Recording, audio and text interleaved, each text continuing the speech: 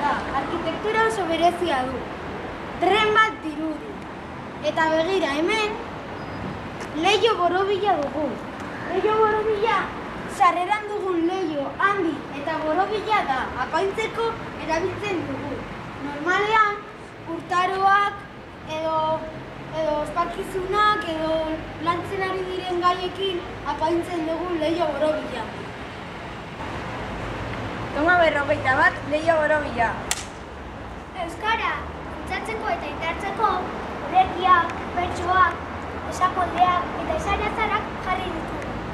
Jabete bakoitzean, gela bakoitzak apaintzen du leiho borobila. Honekin, beste gauza batzen. Aurten guri abendua tokatu zaigu eta lur malutekin apaindu dugu.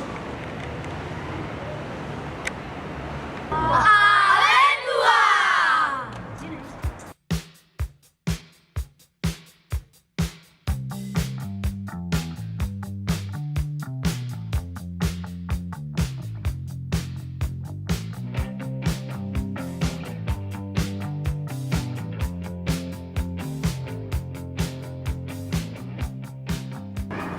Kaixo, gu 6. mailakoak gara eta hau da gure leiho borobila.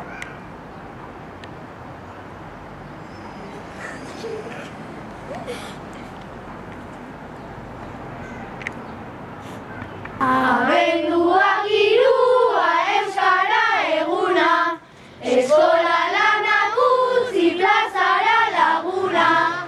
Trailaralai, plazara laguna. Trailaralai, plazara laguna. Euskararen eguna beti bihotzean, erabili dezagun hemen ta etxean. Trailaralai, hemen ta etxean. Trailaralai, hemen ta etxean. Abenduak 3 guztiok gogoan, euskara indartzeko malutak leioan. Eskolan behar dugu gelan zein patioan, denon artean baietz lortu oraingoan. Denon artean baietz lortu oraingoan. Simetria radiala.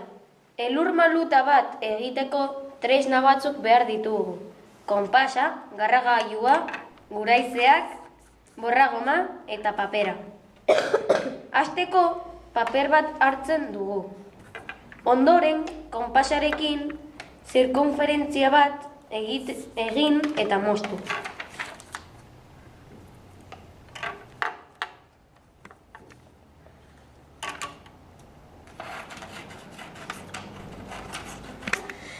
Gero, zirkunferentzia erditik tolesten duguenean garragailuarekin 60 eta 120 markatzen dugu. Eta erreferentzia horiek erabiliz bi tolesdura egiten dugu.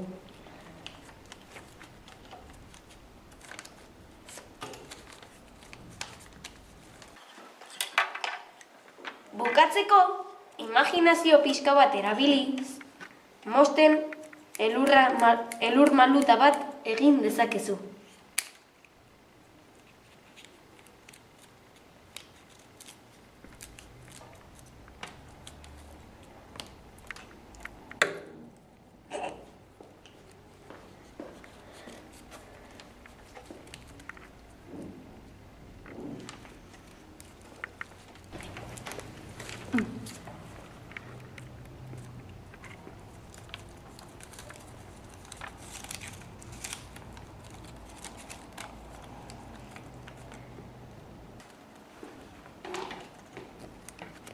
Santo Tomás seguro.